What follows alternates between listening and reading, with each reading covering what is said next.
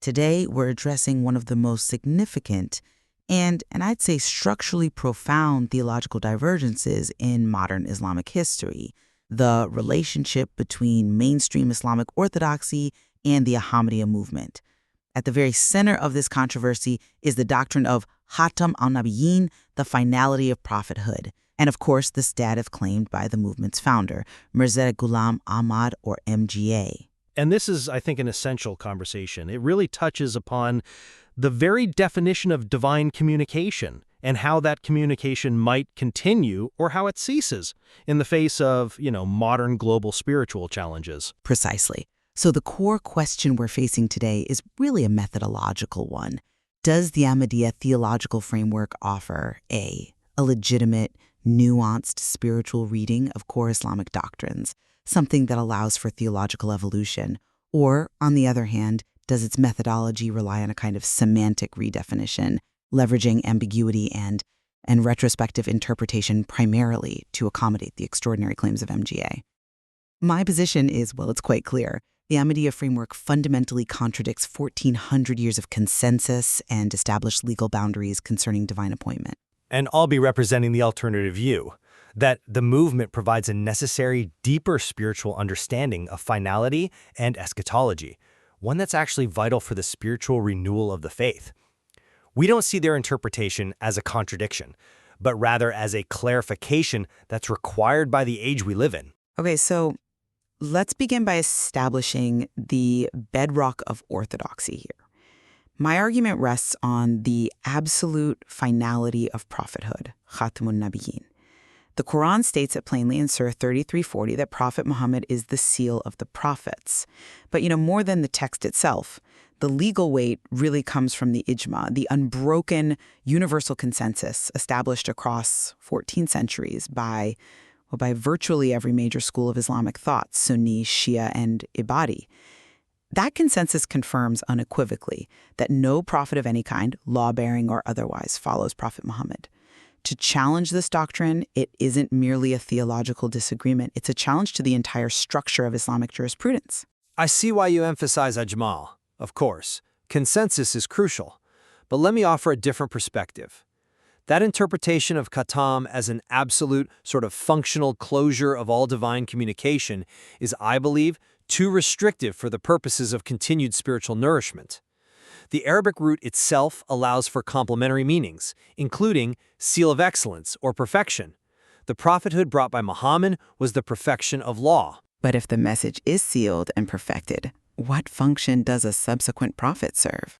Well, we interpret Khatam as the seal of law-bearing prophets, or tashri'. This means no new sharia, no new religious law, can or will follow Prophet Muhammad's law. However, subordinate figures, those who receive divine guidance, a form of true verifiable wahi, while remaining completely subservient to and dependent upon the Prophet Muhammad's law, they remain possible. The claim that MGA is a subordinate prophet, a zili nabi, is precisely this. It's a functional prophethood whose entire spiritual capacity is derived from and reflected through the light of the final prophet. I have to say that is structurally flawed and historically untenable. It's a modern 19th century innovation that is just absent from classical Islamic jurisprudence. And more importantly, it dissolves a fundamental boundary articulated by figures like Al-Ghazali. Al-Ghazali, in his rigorous definition, he categorized the difference between nubuwa, prophethood, which receives wahi, and wilaya, sainthood, which receives ilham, or inspiration. He saw it as categorical. So if MJA's communication is binding and error-free, as prophetic revelation must be to hold any authority, then it is nubuwa, and it breaks the seal. If it's not binding, well, then it's merely elevated inspiration, which means he holds no unique status worthy of the title Nabi. You simply can't have the authority of wahi without the title of Nabi. I agree that the distinction between wahi and ilham is critical, but the rigidity of Al-Ghazali's application is precisely what the Sufi tradition often sought to challenge or, complicate. Islamic theological history contains significant diversity. When you examine the mystical framework, figures like Ibn Arabi discuss concepts like zil, the shadow, and buruz, manifestation, concepts that involve the manifestation of prophetic realities through spiritually perfected souls. So while earlier scholars did not formalize the Zilli Nabi doctrine explicitly, the conceptual space for a spiritual reality within Islam that goes beyond mere sainthood, it was present. It was there within the mystical and esoteric schools.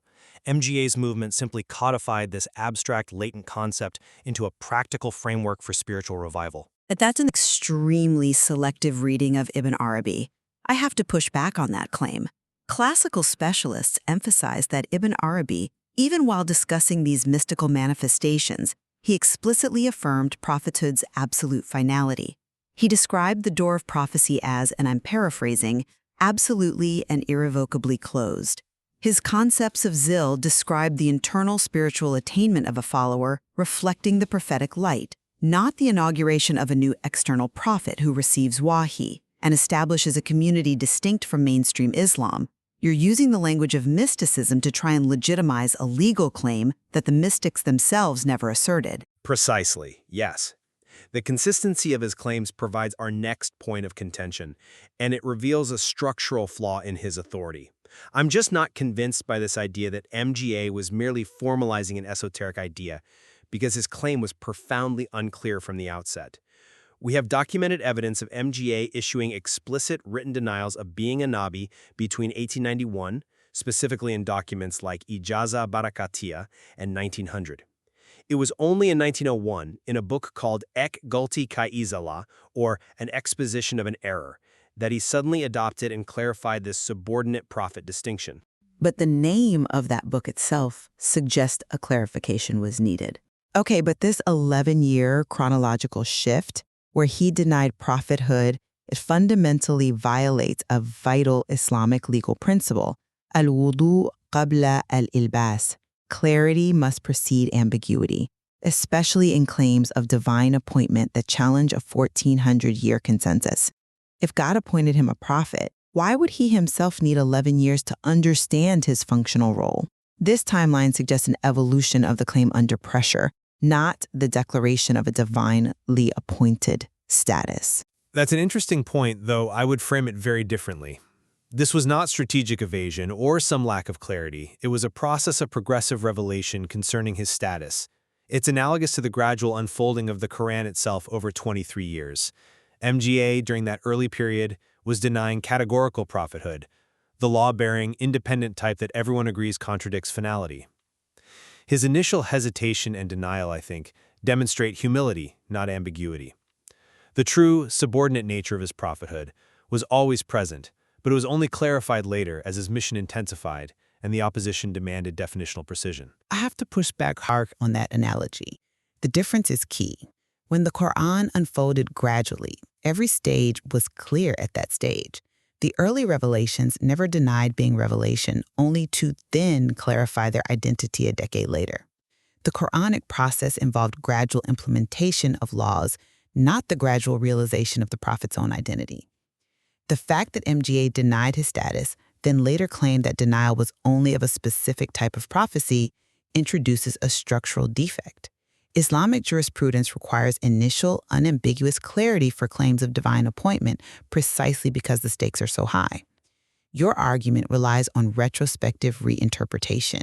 You are looking back from 1901 and deciding what his 1891 denial must have meant in order to save the internal consistency. The simplest and I think the legally soundest reading of the historical record is that he was a reformer who incrementally elevated his claims in response to intensifying opposition. We view it as a hidden consistency, a tawfiq, that only fully emerges when the historical context is understood.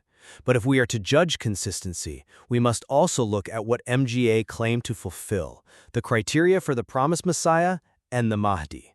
This takes us from abstract terminology to concrete eschatological criteria. We absolutely must pivot to fixed, concrete criteria, because if a claim is divine, it must be falsifiable through verifiable standards.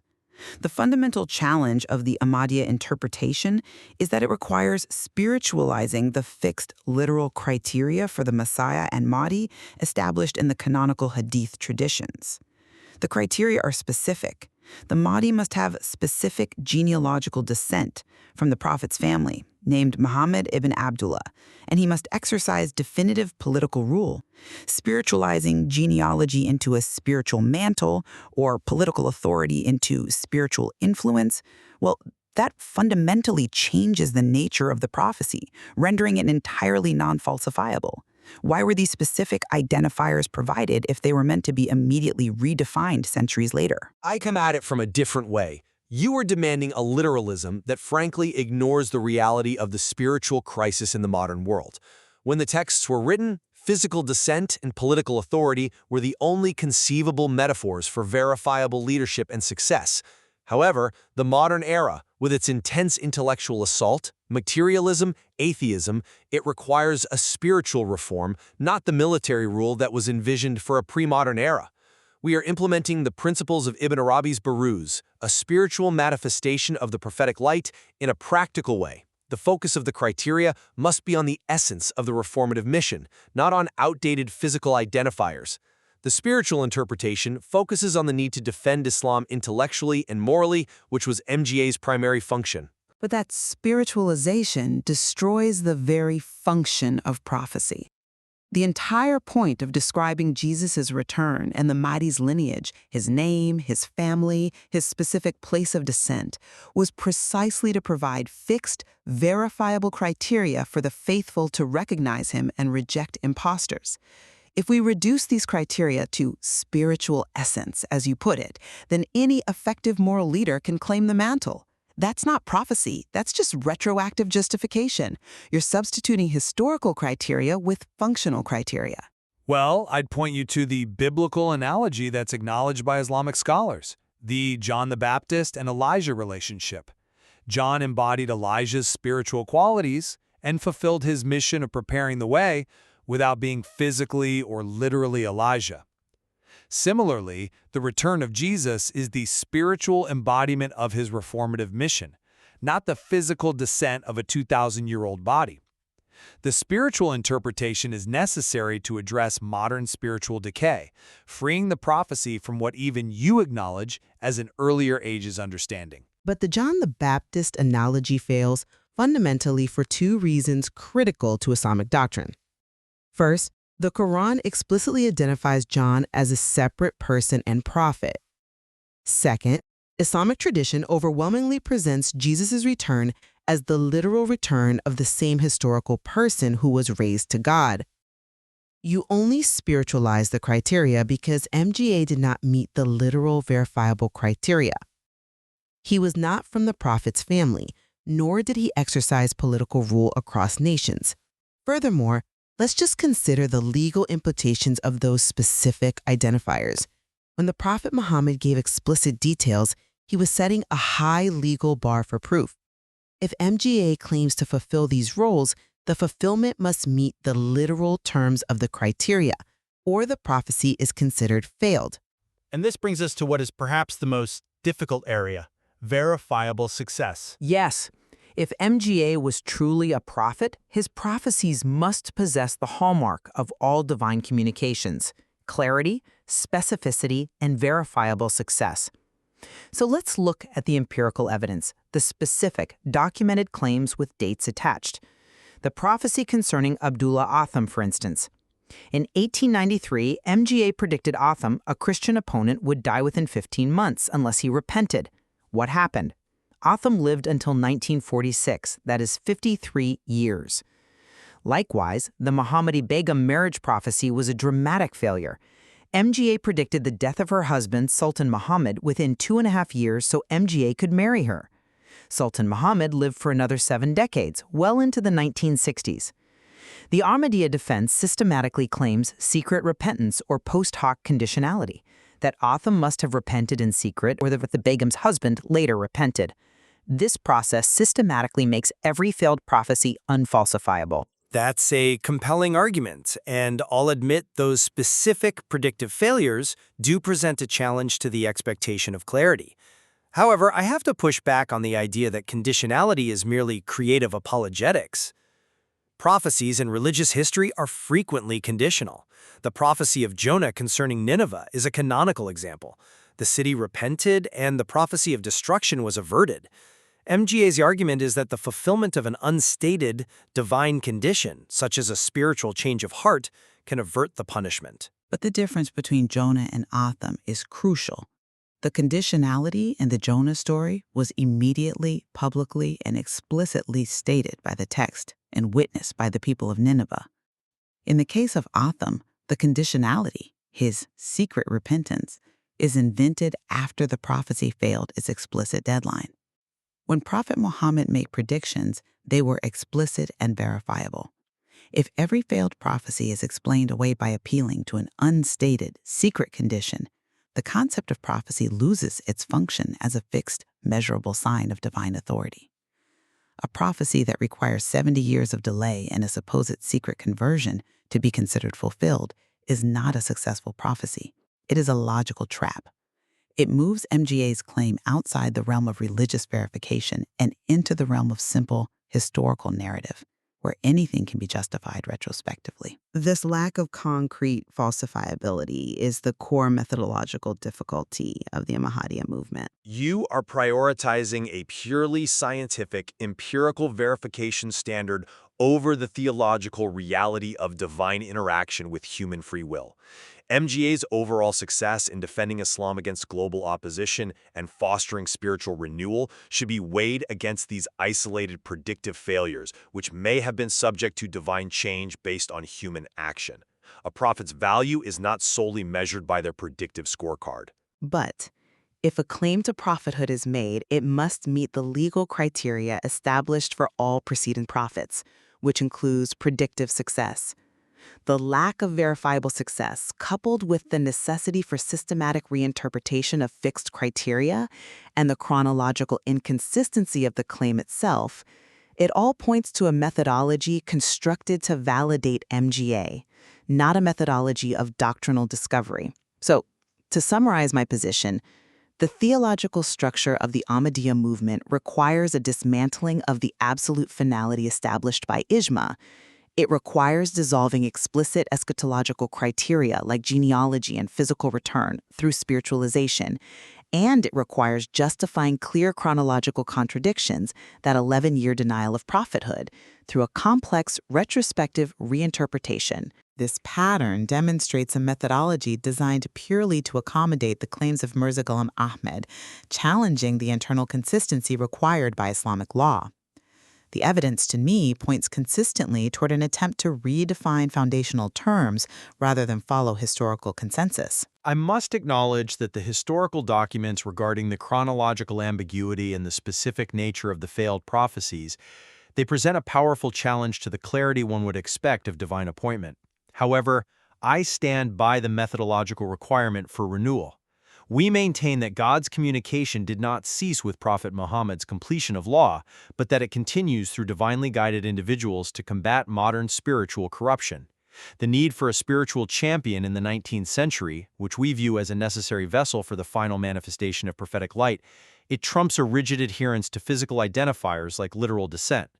The core disagreement is not over the sanctity of the Quran, but over how to prioritize the fixed, literal reading of ancillary traditions versus the spiritual requirements of a changing world. So you prioritize the theological development and spiritual evolution over adherence to 14 centuries of established religious law? And you prioritize a fixed, literal reading over the potential for spiritual renewal. The disagreement remains rooted in these irreconcilable methodological differences. Fixed, literal readings versus evolutionary, spiritual readings of doctrine. Indeed, the core difficulty lies in interpreting foundational religious texts, whether to prioritize the historical consensus and explicit legal criteria, or to allow for theological development and spiritual reinterpretation in a new age. This distinction impacts the entire structure of belief and community identity.